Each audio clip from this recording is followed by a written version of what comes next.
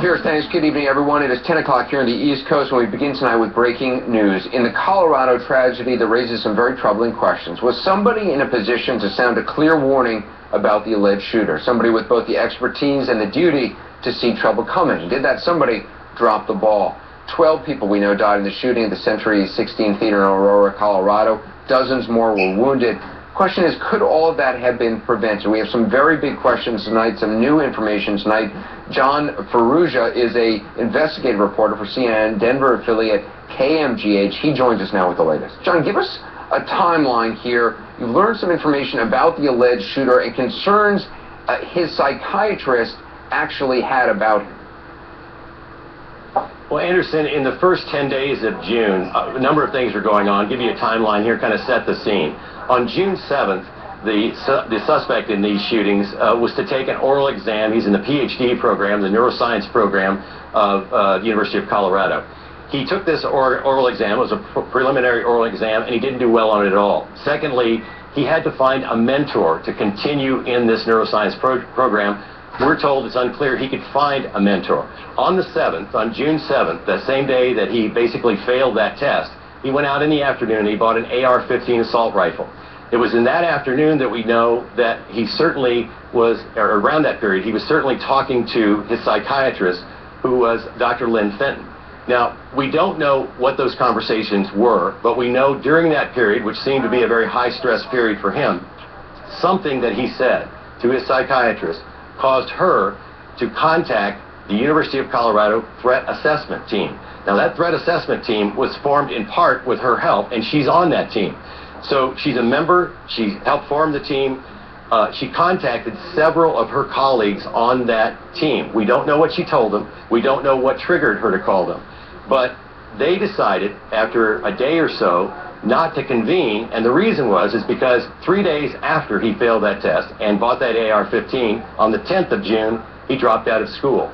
They then thought, the team thought, we're told by our sources, the team thought they had no jurisdiction, they had no control over him, so there was nothing that they could do vis-a-vis this concern that she had. Again, we don't know what the concern was. What we do know is that no one, through our sources and through our reporting, we have been told no one contacted the Aurora Police Department with any of these concerns. So that's really interesting, and this is all new information that we're really just learning now. So certainly whatever he had said, allegedly said to his psychiatrist, raised enough red flags that she became concerned, contacted other members of this threat assessment team, but because he dropped out of the program, you're saying they never actually formally intervened or formally got together to discuss him?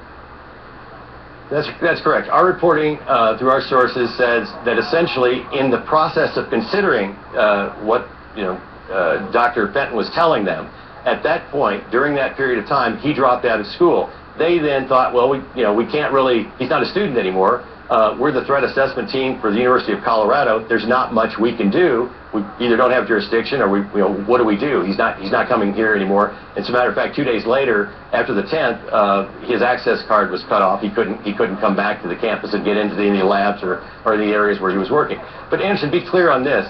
We don't know what was said, so we don't know the level of threat or the level of concern. And was that level to the level that would have been necessarily been reportable to police? As you know, right, across the country, there are obviously different rules in different states. But if you're here and this is where we need to be to report to police, we don't know if that call to the threat assessment team might have been here about something down here. We don't have any idea about that. So we can't really say whether she mishandled it or she handled it properly. Right. John, let me ask you, we may not know this information. If we don't, then we can move on. But do we know, was she actually seeing him as a patient or just in a classroom setting? And if she was seeing him as a patient, do we know for how long? Well, at this point, our reporting tells us that she had been seeing him for several weeks as a patient. And that's also borne out by court documents, public court documents that we found. Now, on her website, on her resume page, we see that she routinely handles between 10 and 15 patients of her own at CU. So he may have very well been one of those patients. We don't know how long he'd been going to see her. What we know is that it was certainly several weeks, and it was in this period of the first 10 days of June is when she finally got this this kind of inkling that something might be a problem. John, stick around. I want to bring in practicing psychiatrist, host of HLN's Dr. Drew Pinsky, also Brett Sokolow. He's the executive director of the National Behavioral Intervention Team that developed the threat assessment program for universities after the Virginia Tech shooting. He joins us now by phone. Mr. Sokolow, give us your take on what we just now learned, the limited information that we have. Sure, Anderson. Well, based on what I'm hearing so far and the reading I'm seeing on the coverage, it seems like there was an appropriate flow of information going on within the university. That if Holmes was concerning to Dr. Fenton, who is his treating psychiatrist, that she communicate that information to the behavioral intervention team on campus. Now, as we've already talked about, there's a threshold for when a psychiatrist can reveal that information, but information flows both ways with these teams. It may be that someone brought information to the team about Holmes and Fenton was on the team and consulted about it, or it may be that Fenton brought information to the team about Holmes, which would then imply that there was a threshold of threatening behavior that was imminent, and that she felt the need to alert the team to that. Dr. Drew, what do you make of this? Because I guess the question I have is, what responsibility does a school or school officials or school psychiatrists have if a student has actually left the school? Is there anything they can really do? The psychiatrist, again, to reframe your intro to myself, I'm a physician, addictionologist, but the psychiatrists themselves would have obligation for follow-through and referral. He or she would absolutely have to continue seeing this patient until that care was terminated or transferred to somebody else. But as you see here, very clearly, this patient did not reach the threshold for a 72-hour hold, where people are imminent threat to themselves or other, or for her to violate his HIPAA laws to contact police because of a belief that there was imminent danger. She did do the very appropriate thing of calling the threat assessment team. The question then becomes, though, each and every threat assessment team at every university has to make their own guidelines, at least by my understanding of how they function, based on their own ethical, legal obligations of that particular community. And I mean, obviously, doctors walk a fine line here in terms of patient confidentiality, but you're saying Dr. Drew, a doctor could put a 72-hour hold on a patient if they feel they are an immediate danger?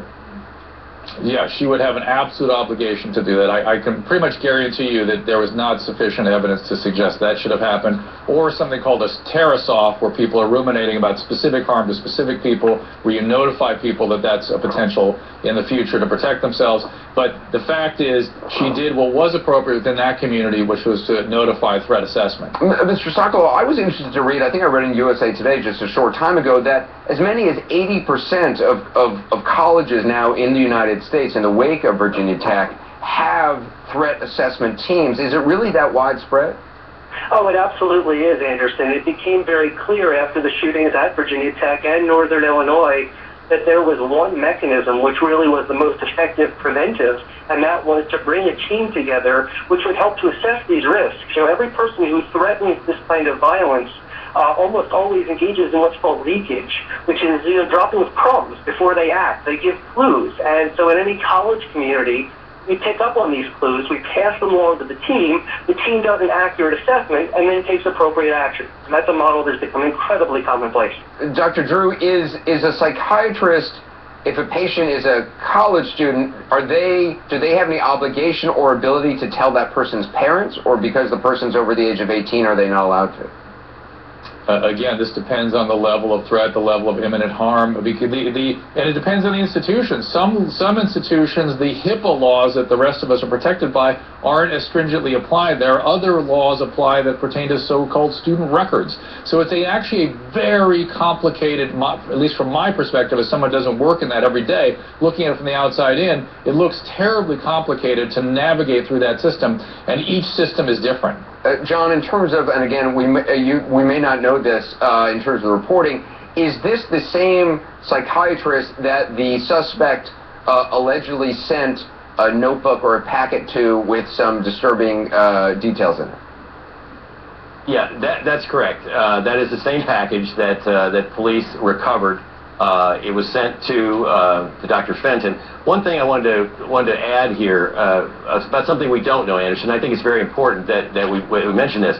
We don't know if, even though on one side that the threat assessment team didn't follow through or didn't think it could, On the other side, we really don't know what happened with Dr. Fenton and the suspect.